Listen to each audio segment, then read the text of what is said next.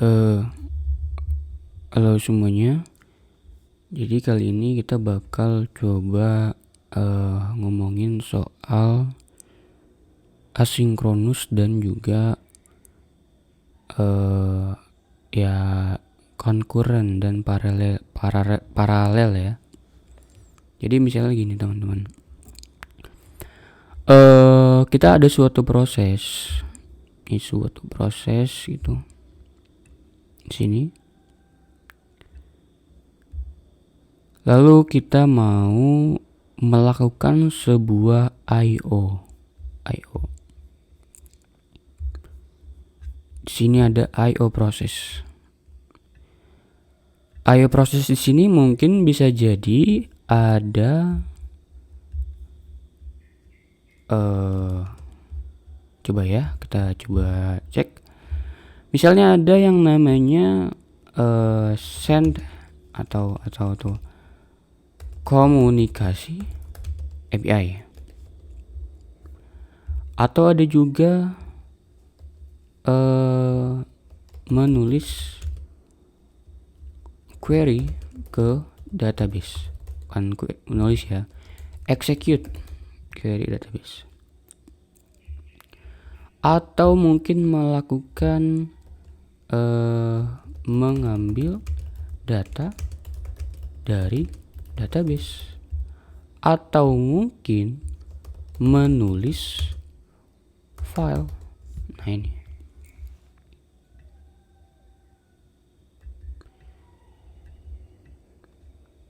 Jadi ada suatu program yang mengeksekut ini I/O proses.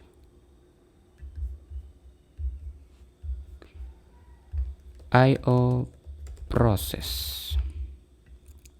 Oke. Di sini terjadi di dalam user A. Nah ini. Jadi user A masuk, dia ngelakuin request, dan request itu ngelakuin I/O proses. Yaitu komunikasi API, execute query, ataupun mengambil data dari database dan menulis API, menulis file. Lalu yang terjadi kemudian adalah kita bicara soal thread atau soal prosesornya ya. Prosesor di sini kita pakai ini aja. Apa yang terjadi? Anggap aja ini adalah prosesor A atau thread A. Ini. Oke, thread A. Ketika user melakukan eksekusi, yang terjadi adalah thread A ini akan bekerja. Set ngeksekusi ini. Maka thread A ini akan merah. Enggak ya. Jelas thread A ini akan dipakai ya. Akan bekerja dia. Dia bekerja thread A ini ya. Oke. Thread A ini bekerja. Kemudian I/O ini memerlukan waktu 30 second sampai dia bisa finish.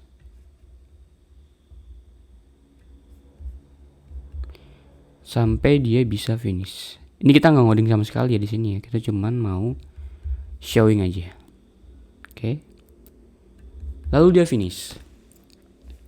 Berarti setidaknya dia memerlukan waktu 30 detik lebih ya. Ya karena ada proses lain mungkin. Tapi ini contohnya aja, dia langsung aja di proses I/O lalu keluar out. Artinya di dalam thread A ini dia nggak bakal dipakai sama orang lain di dalam komputer itu untuk melakukan aksi yang lain selama 30 detik itu. Jadi kalau ada thread B, misalnya thread B bekerja juga di sini. Lalu ada kok ini? Nah ini. Lalu ada thread C yang nggak bekerja. Nah ini. Maka yang dilakukan adalah ketika ada request yang lain yang masuk,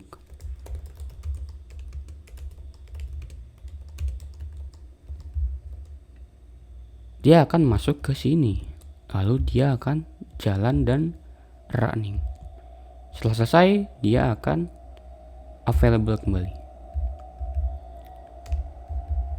bisa digunakan kembali ya. Oke. Nah, ini kalau ada 3 user misalnya barengan ya, ternyata gitu barengan 3 user ini execute bareng-bareng, dan dia melakukan IO juga selama berapa detik. Teman-teman bisa bayangin, setiap aplikasi, setiap user melakukan execute di sini, dia perlu 1 thread. Sedangkan di sini ada IO proses yang padahal bisa kita skip, bisa kita lakukan concurrent di sini. Jadi concurrent itu bagaimana? Jadi nantinya yang concurrent itu proses threadnya, bukan proses execute dari code kita. Oke, sekarang misalnya ada user C. Coba anggap aja user apa nih? User C, user B, user D. Dia ngelakuin hal yang sama nih. Coba ya. Nah ini. Oke. Dia ngelakukan sebuah aksi di sini. Set ya kan. Ini user C. Nah, kenapa kita perlu concurrent atau perlu async? Supaya ini yang di sini kita bisa alihkan kerjanya. Jadi kita tunggu aja, kita taruh aja di sini di timer atau di mana gitu. Jadi intinya prosesor ini, thread A ini akan pindah kerjanya ke sini sembari menunggu IO proses ini selesai. Bayangin 30 detik ini thread ini gak kerja sama sekali gitu. Dibayar listrik tapi nggak kerja sama sekali. Jadi mendingan kita buat async di sini sehingga user saya ini bisa di-execute di thread yang sama, di coroutine yang sama. Biasanya pakai coroutine atau coroutine yang sama, gitu ya. Jadi ini kita akan break, kita akan stop di sini. Execute code kita sampai IO-nya selesai. Sehingga kalau dia selesai IO-nya, maka thread A ini, misalnya user C juga selesai, maka dia akan melanjutkan execute code-nya yang ini. Mana nih? Ini akan melanjutkan. Nah, untuk mekanismenya itu terserah bahasanya. Ada juga pakai event loop atau bagaimanapun, ya. Yang jelas seperti itu. Jadi kalau teman-teman lihat code yang seperti ini, await misalnya do something di JavaScript atau di Python atau di apa lagi yang punya ini ya. Ini dia akan melakukan await di sini. Lalu thread-nya atau coroutine-nya atau goroutinnya itu dia bisa mengexecute task yang lain. Oke.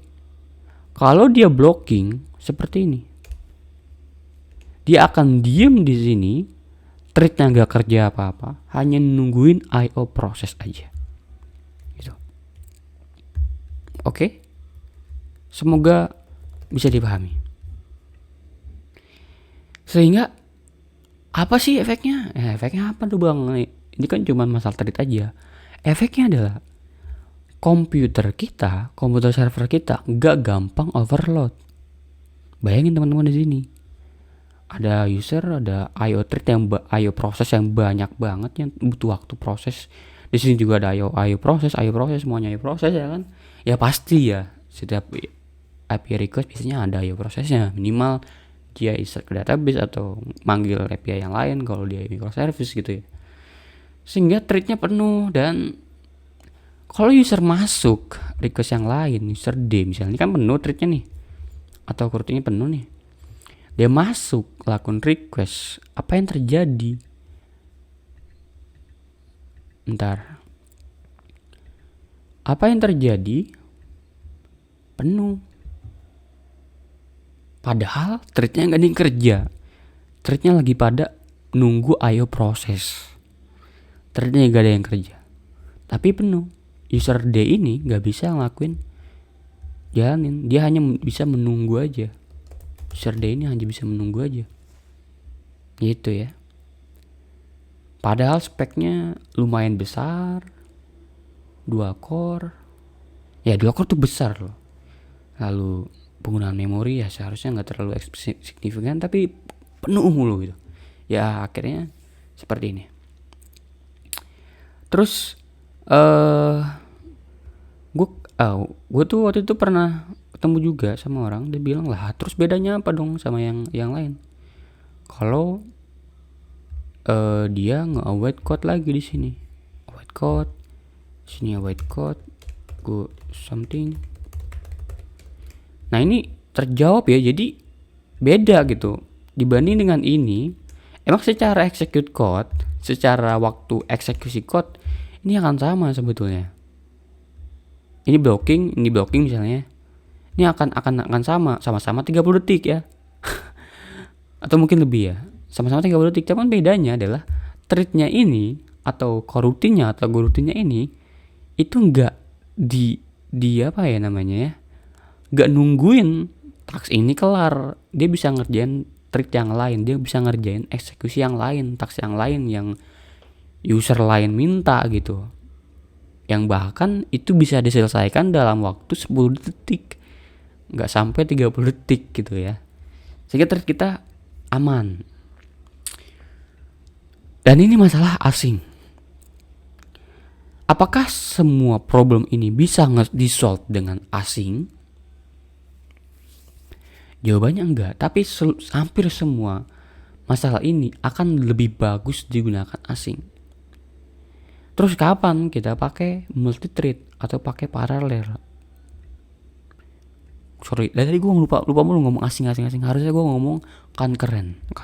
Ini concurrent. Kalau paralel gimana? Nah, paralel ini seperti ini. Kita punya task yang sama, yang berbeda-beda ya. Anggap aja, dan ini task ini biasanya anggap aja nggak punya relasi atau nggak punya ketergantungan antara A dan B dan C. Dia bisa dilakukan bekerja barengan. Anggap aja ini kita bersihin rumah. Lalu yang thread A ini bersihkan.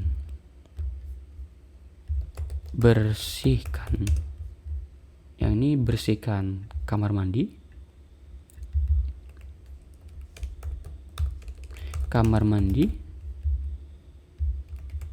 Yang ini bersihkan loteng.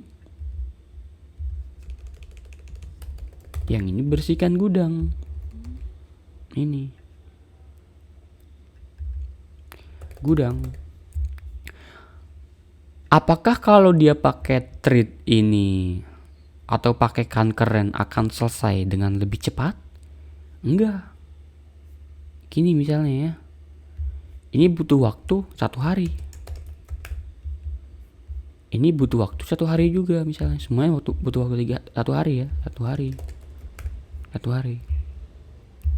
hari. Dengan asumsi tadi, apakah ini bisa selesai dengan 1 hari? Karena barengan? Enggak. Karena tetap dengan concurrent dia akan mengeksekut hal yang sama. Ini kalau dia IO blocking berarti threadnya bakal bekerja di tempat lain ya kan. Setelah itu dia akan jalan ke bawah. 1 hari lagi akan dia IO blocking ke IO blocking. Asing concurrent dia akan kerja di thread yang lain, akan kerja di eksekusi yang lain. Lalu selesai dia akan eksekusi yang bawahnya gitu ya. Jadi ini nggak bisa di-solve dengan concurrent. Solusinya ya kalau mau cepat ya udah pakai multi thread. Thread yang sama, thread yang berbeda, misalnya ada 3 thread. Bukan 3 thread atau 3 coroutine. dia ngeeksekusi ini 3 ini barengan. Nah gini, jadi itu bedanya ya, bedanya multi thread dan single thread. Multi thread ini ya seperti ini, akhirnya dia bisa melakukan eksekusi ini dalam 1 hari karena yang kerja 3 orang, sedangkan ini yang kerja 1 orang. Ini kita bisa bayangkan sebagai proses di dalam restoran. Kita kalau beli makanan, kita beli KFC, pelayannya itu setelah melayani kita, dia melayani yang lain, dan kitanya duduk aja di meja kan. Setelah itu ada klien yang lain masuk, ada pelanggan yang lain masuk, itu juga dilayanin oleh si kasirnya, ya kan? Kalau multi thread ini kita bisa bayangkan seperti di bank. Di bank itu kita datang ke apa nyebutnya? Itu kan datang, kita minta dilayanin, ya udah kita diri di depan itu gitu. Sambil nungguin mbak-mbaknya nyelesain tugasnya dia, entah itu input data, nanyain nama ibu, atau mungkin ya menghitung uang ya, seperti itulah. Jadi akan terblok ya gitu.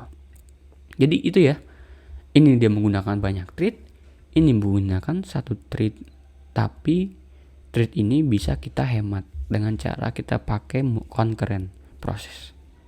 Seperti itu. Kalau misalnya, nah ini nih konsep pool. Kalau misalnya di sini ada prosesor kita tuh sebetulnya ada,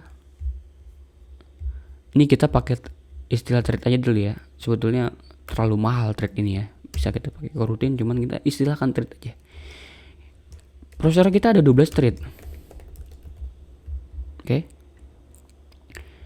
Dengan asumsi seperti ini di dalam web kita, maka kita akan berpikir untuk menggunakan 12 thread ini. Komputer kita 12 thread, kita akan menggunakan 12 thread-threadnya untuk melakukan eksekusi setiap request. Padahal kita harusnya berpikir juga bahwa yang pakai prosesor ini bukan cuman aplikasi kita. Ada aplikasi yang lain yang mungkin menggunakan thread ini. Makanya banyak juga akhirnya aplikasinya karena nggak dibatesin, akhirnya down atau apa, atau not respond karena nggak ada thread yang kosong yang bisa ngeksekusi yang lain, proses yang lain. Makanya kita perlu yang namanya thread pool supaya kita bisa batasin tuh yang pakai thread ini berapa total thread yang bisa kita pakai. Oh ternyata